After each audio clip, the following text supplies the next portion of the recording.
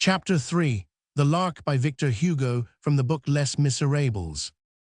It is not all in all sufficient to be wicked in order to prosper. The cookshop was in a bad way. Thanks to the traveler's 57 francs, Thénardier had been able to avoid a protest and to honor his signature. On the following month, they were again in need of money. The woman took Cosette's outfit to Paris and pawned it at the pawnbroker's for 60 francs. As soon as that sum was spent, the Thénardiers grew accustomed to look on the little girl merely as a child whom they were caring for out of charity, and they treated her accordingly. As she had no longer any clothes, they dressed her in the cast-off petticoats and chemises of the Thénardier brats, that is to say, in rags. They fed her on what all the rest had left, a little better than the dog, a little worse than the cat. Moreover, the cat and the dog were her habitual table companions. Cosette ate with them under the table, from a wooden bowl similar to theirs. The mother, who had established herself, as we shall see later on, at M. Sir M. wrote, or more correctly, caused to be written, a letter every month, that she might have news of her child.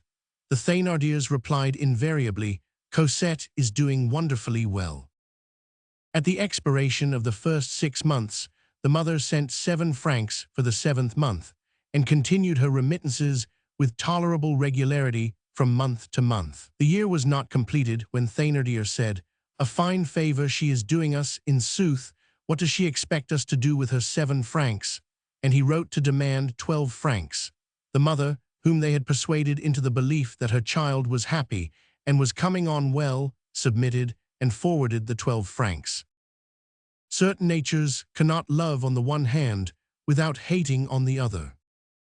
Mother Thénardier loved her 2 daughters passionately, which caused her to hate the stranger. It is sad to think that the love of a mother can possess villainous aspects.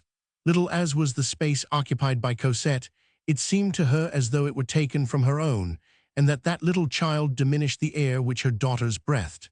This woman, like many women of her sort, had a load of caresses and a burden of blows and injuries to dispense each day. If she had not had Cosette, it is certain that her daughters, idolized as they were, would have received the whole of it, but the stranger did them the service to divert the blows to herself. Her daughters received nothing but caresses. Cosette could not make a motion which did not draw down upon her head a heavy shower of violent blows and unmerited chastisement. The sweet, feeble being, who should not have understood anything of this world or of God, incessantly punished, scolded, ill-used, beaten, and seeing beside her 2 little creatures like herself, who lived in a ray of dawn. Madame Thénardier was vicious with Cosette. Éponine and Azelma were vicious. Children at that age are only copies of their mother. The size is smaller, that is all. A year passed, then another. People in the village said, "Those Thénardiers are good people. They are not rich, and yet they are bringing up a poor child who is abandoned on their hands." They thought that Cosette's mother had forgotten her. In the meanwhile, Thénardier, having learned, it is impossible to say by what obscure means, that the child was probably a bastard, and that the mother could not acknowledge it, exacted 15 francs a month, saying that the creature was growing and eating, and threatening to send her away. "Let her not bother me," he exclaimed, "or I'll fire her brat right into the middle of her secrets. I must have an increase." The mother paid the 15 francs. From year to year, the child grew, and so did her wretchedness. As long as Cosette was little, she was the scapegoat of the 2 other children. As soon as she began to develop a little, that is to say, before she was even 5 years old, she became the servant of the household.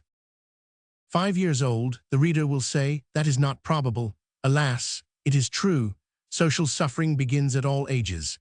Have we not recently seen the trial of a man named Dumoulard, an orphan turned bandit, who from the age of 5, as the official documents state, being alone in the world, worked for his living and stole? Cosette was made to run on errands, to sweep the rooms, the courtyard, the street, to wash the dishes, to even carry burdens.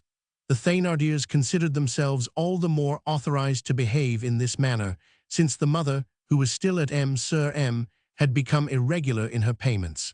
Some months she was in arrears. If this mother had returned to Montfermeil at the end of these 3 years, she would not have recognized her child. Cosette, so pretty and rosy on her arrival in that house, was now thin and pale. She had an indescribably uneasy look. "The sly creature," said the Thénardiers. Injustice had made her peevish, and misery had made her ugly. Nothing remained to her except her beautiful eyes, which inspired pain, because, large as they were, it seemed as though one beheld in them a still larger amount of sadness. It was a heartbreaking thing to see this poor child, not yet 6 years old, shivering in the winter in her old rags of linen, full of holes, sweeping the street before daylight, with an enormous broom in her tiny red hands and a tear in her great eyes. She was called the Lark in the neighborhood.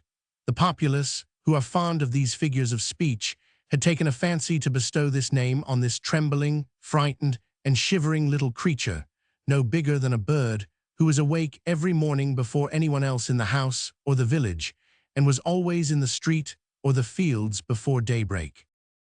Only the little Lark never sang.